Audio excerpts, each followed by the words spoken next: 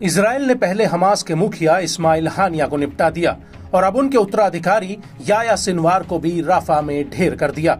Sinwar की मौत के बाद इजराइल इसे अपनी एक बहुत बड़ी जीत मान रहा है। वहीं दूसरी तरफ लेबनान का हिजबुल्लाह नसरल्लाह की मौत के बाद घायल शेर की तरह इजराइल के ऊपर ताबड़तोड़ हमले कर रहा है। हिजबुल्लाह ने युद्ध शुरू होने के बाद से इजराइल के भीतर कई बड़े हमलों को अंजाम दिया, जिसमें आईडीएफ को तगड़ा नुकसान हुआ है।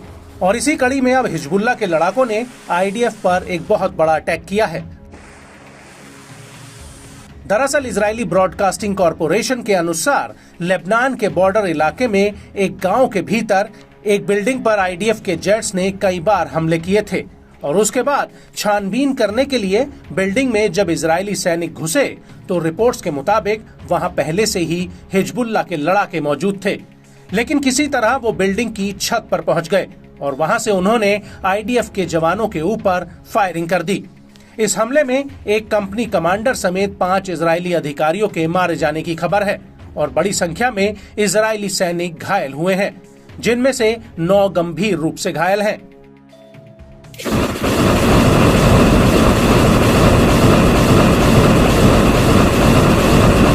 इसी बीच खबरें ये भी हैं कि हिजबुल्लाह की सबसे इलीट राडवान फोर्स ने जंग के मैदान में एंट्री कर ली है, जिससे युद्ध के अब और भी ज्यादा भीषण होने की आशंका जताई जाने लगी है। आपको बता दें कि जब हिजबुल्लाह के लड़ाकों ने ये हमला किया तो उस वक्त रफा के अल रयान इलाके में अल कासिम ब्रिगेड ने भी आईडीएफ के ऊपर एक बहुत बड़ा अटैक कर दिया। अल कासिम ने यहाँ पर इजरायली सेना के रास्ते में बारूद बिछाकर उसे उड़ा दिया। अल कासिम ब्रिगेड ने इस हमले का एक वीडियो भी जारी किया है, जिसमें साफ दिख रहा है कि दूर आईडीएफ के कई सैनिक पैदल चल रहे होते हैं और उनके आसपास काफी मलबा रहता है। और इसी बीच हमास का एक लड़ाका एक पर्चे पर आईडीएफ की पोजीशन को चिन्हित करता हुआ दिखता है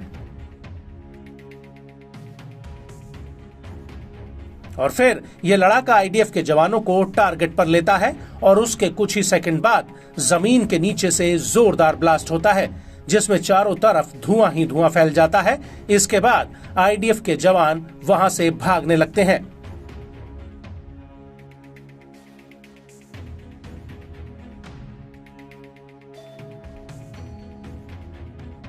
और इस हमले के बाद अल कासिम ने पश्चिमी जबालिया कैंप के अल फलूजा इलाके में आईडीएफ की 2 बख्तरबंद गाड़ियों पर अल यासीन 105 गोले दागे। अल कासिम का कहना है कि उसने जबालिया कैंप में आईडीएफ के ऊपर एक और बहुत बड़ा हमला किया। यहाँ पर अल कासिम के लड़ाकों ने इजरायली पैदल सेना के ऊपर टीबीजी गोलों से हमला किया। अल कासिम का दावा है कि उसने इजरायली सेना के ऊपर बेहद ही करीब से हमला किया है। आपको बता दें कि अल कासिम के हमलों के बीच लेबनान बॉर्डर पर हिजबुल्लाह के लड़ाकों ने भी मोर्चा संभाल रखा था। हिजबुल्लाह का कहना है कि उसने किर्यत शमोना पर रात के अंधेरे में रॉकेटों का एक जत्था फायर किया और इस हमले के बाद उसने अल लबोने हाइट्स पर गाइडेड मिसाइल से आईडीएफ के एक मेरकावा टैंक पर हमला कर दिया। हिजबुल्लाह का दावा है कि इस हमले में टैंक के चालक दल को तगड़ा नुकसान हुआ है।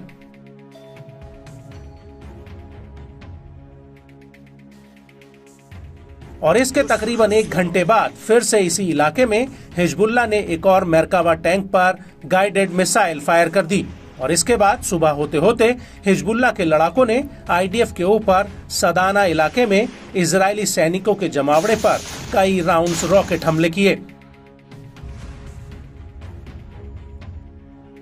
हिजबुल्लाह का कहना है कि उसने इसके बाद बरख्ता फार्म्स में भी आईडीएफ के जमावड़े पर रॉकेट बरसाए हैं और इस हमले के दौरान ही फिर से सुबह करीब 9 बजे अल लबोने हाइट्स में 2 मेरकावा टैंकों पर गाइडेड मिसाइलें दाग दी।